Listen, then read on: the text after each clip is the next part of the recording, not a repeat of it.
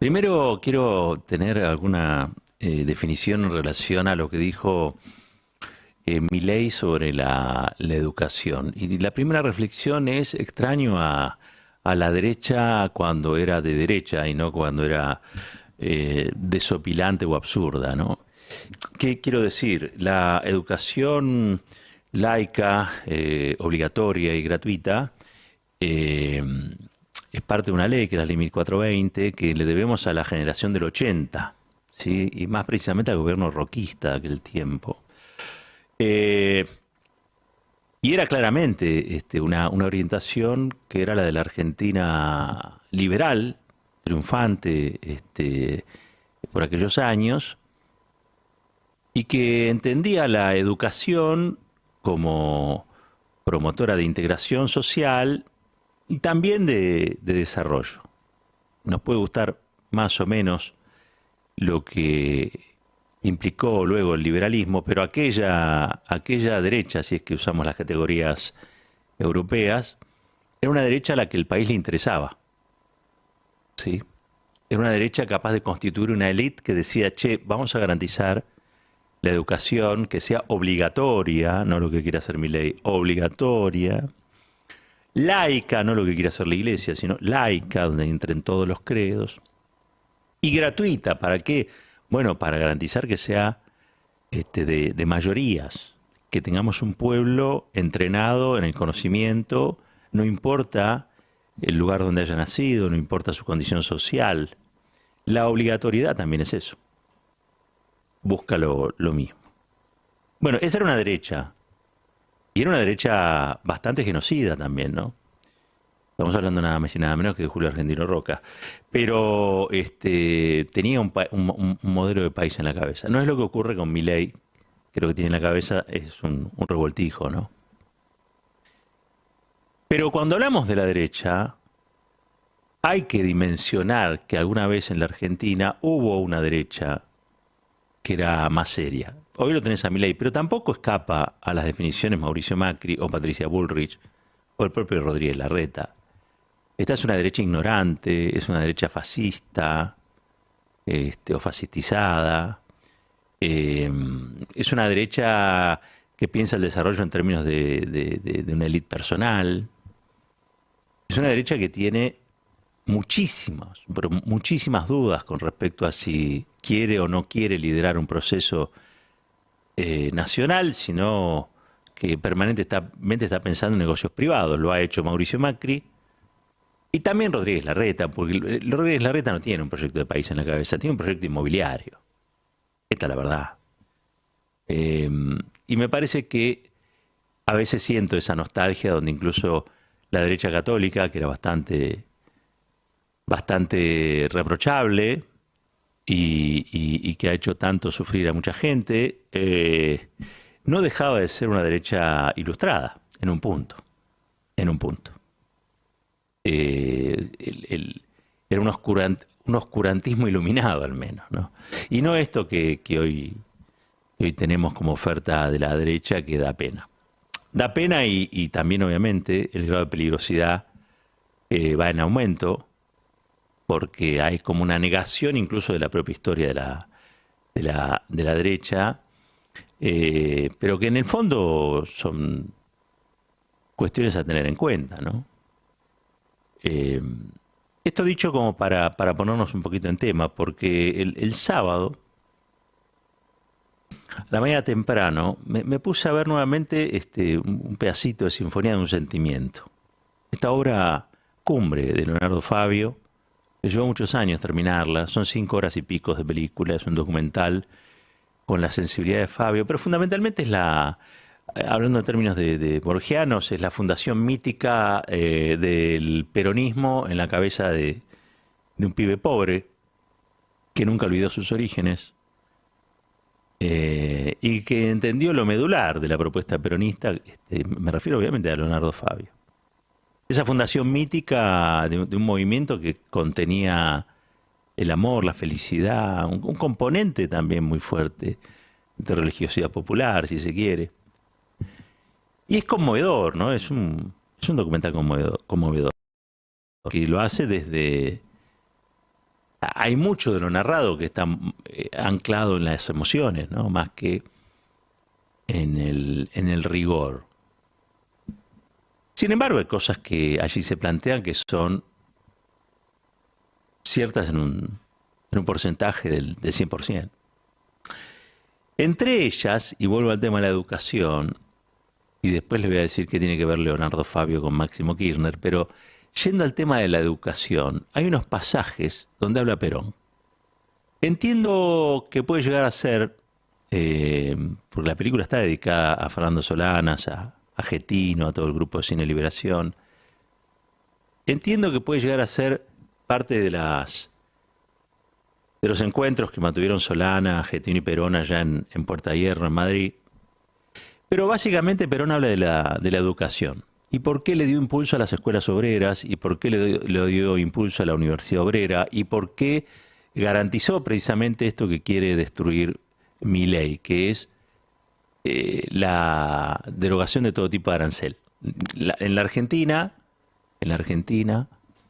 aunque muchos lo ignoran, la educación fue obligatoria, y la verdad es que la gratuidad recién fue garantizada por Juan Domingo Perón y su gobierno, en todos los niveles.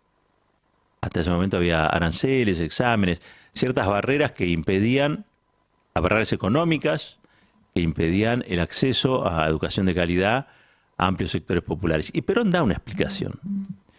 Y es muy interesante lo que Perón dice, porque, entre otras cosas, él lo plantea no desde el punto de vista del pobrismo, ¿no? O sea, no es que Perón se conmueve por la pobreza, cosa que está muy bien, digo, yo no estoy planteando que eso sea malo, al contrario.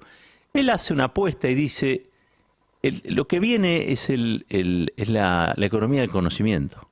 Estamos hablando de, estas son entrevistas de la década del 60, digo, lo que se viene es la economía del conocimiento. Entonces, cuando yo llegué al gobierno, dice Perón, solo podían estudiar 200.000 personas, pero potencialmente había 4 millones que podían estudiar. Ahora, ¿cómo nos vamos a dar el lujo, dice Perón, de que haya 3.800.000 personas jóvenes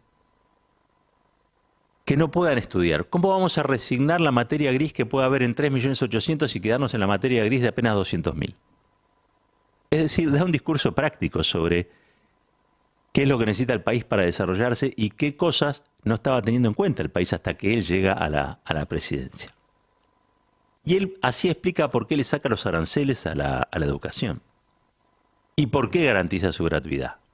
Digo esto porque viene a cuento de lo que está exponiendo Milei, y que a algunos incluso entusiasma, esta idea de los vouchers, esta idea de que se subsidia la demanda, es decir, a las familias con un voucher, y las familias deciden dónde mandan a sus hijos o a sus hijas en función de la escuela que mejor califique según su criterio o su concepto. No hay valores pedagógicos en juego, sino que lo que hay es una suerte de oferta y demanda, y si la escuela capaz que tiene cosas interesantes a ojos de los padres, no importa si la educación es mala, es como suele pasar con la educación, con la salud privada, ¿no? En la salud privada uno contrata hotelería, básicamente. Bueno, aquí pasaría algo parecido, capaz que ese voucher se lo termina dando a una escuela porque por razones que no tienen que ver estrictamente con la educación. Pero dejar la educación de un país, en esta economía del conocimiento que ya veía Perón en la década del 60, en manos del mercado, de la ley de oferta y demanda, es un suicidio.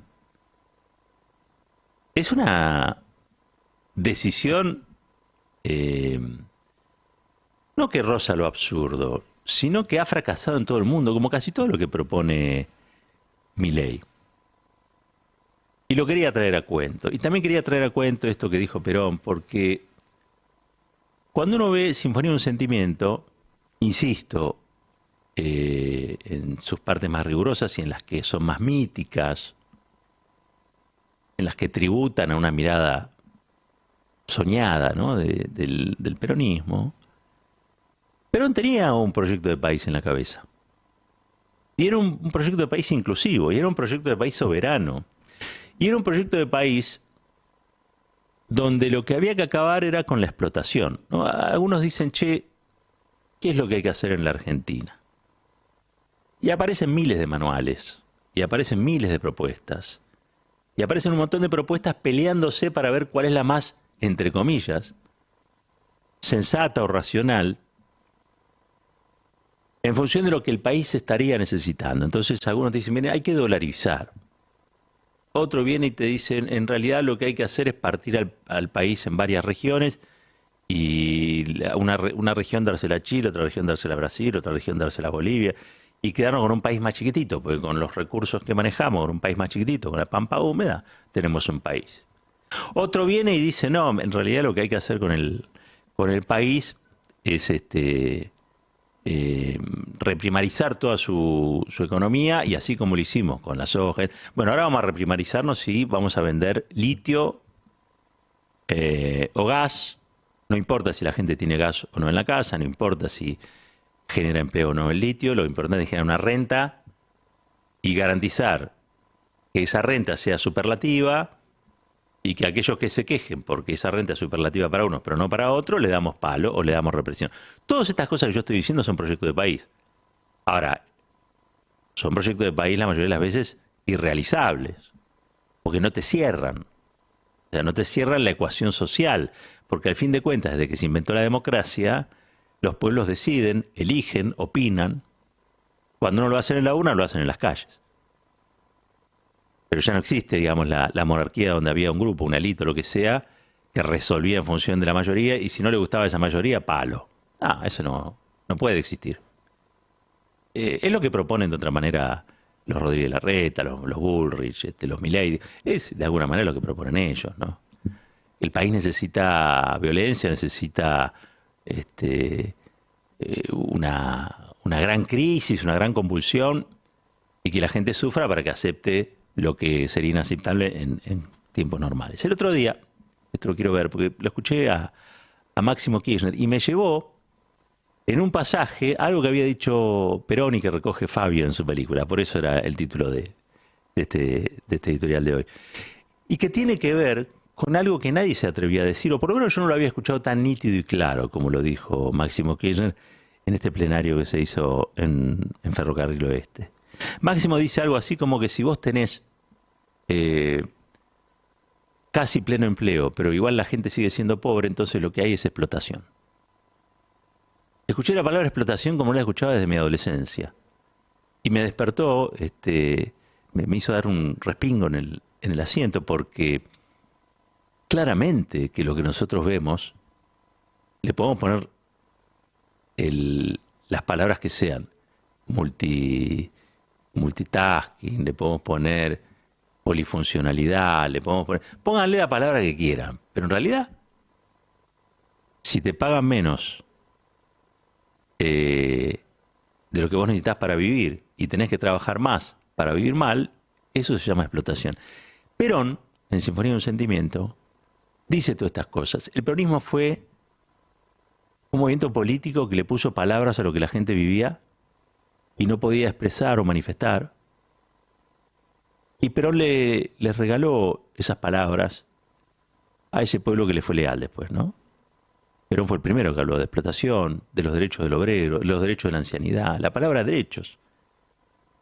Pensemos que venía de la década infame y del fraude patriótico. Entonces Perón lo que hace es restablece el criterio de realidad que debe haber entre una palabra y los hechos. No puede haber un fraude que sea patriótico. No puede, bajo ningún concepto, una cosa ir acompañada de la otra, salvo en algo que está mal. Bueno, si hay buenos salarios, mejor dicho, si hay pleno empleo y hay malos salarios o magros salarios que no permiten que llegues a fin de mes, entonces hay explotación. Y el peronismo vino a corregir esa explotación. Vamos a escuchar a ver lo que dijo Máximo Kirchner. Hoy, nuestro país tiene 40 puntos de pobreza con 6 puntos de desocupación. ¿Sabe qué significa eso? Que tenemos compañeros y compañeras con salario en blanco que están siendo explotados y explotadas en sus lugares de trabajo. Hay que dar vuelta a la taba. paritaria, suma fija o doble aguinaldo, pero que hay que dar el presente y realmente poner los recursos en nuestra gente y no los mismos empresarios que después extorsionan para llevarse la plata afuera y rompen el mercado cambiario argentino. Había una vieja canción que decía, no, hay que dar vuelta el viento como la taba, ¿no? El tiempo como la taba. Que el que lo tenga... No, sí, creo que era Cita Rosa, ¿no? El que no cambia todo, no cambia nada. Esto es un poquito de memoria de viejazo, pero lo cierto es que allí hay una palabra que hasta ahora no había aparecido, ¿no? En la escena. Había aparecido en la escena que uno tenía que agradecer porque había pleno empleo, o había aparecido en la escena que hay una cuestión cronológica por la cual se comienza con mal salario y después en algún momento el salario crece per se, casi mágicamente. Pero ponerle la palabra explotación a lo que yo considero que es explotación, me hizo dar un respingo, les decía. Y ahí es donde yo junté arbitrariamente, como suele suceder, ese documental fascinante de Leonardo Fabio, un documental de otra época, y las cosas que ese documental rescata del peronismo, con algo que se dijo allí en el microestadio de Ferro, que es empezar a describir la realidad con palabras que sean lo más precisas posible. Y que una vez que esas palabras describan la realidad, bueno, poder transformarla. Porque si no podemos poner en palabras lo que realmente que sucede, es imposible transformar aquello que está mal en algo que está bien. La palabra fue todo, la palabra fue el inicio, el verbo fue el inicio. Así que haber encontrado esta palabra para describir lo que sucede ha sido un gran hallazgo. Otro día, si quiere, hablamos del consenso y de las PASO. Un país unido por la radio.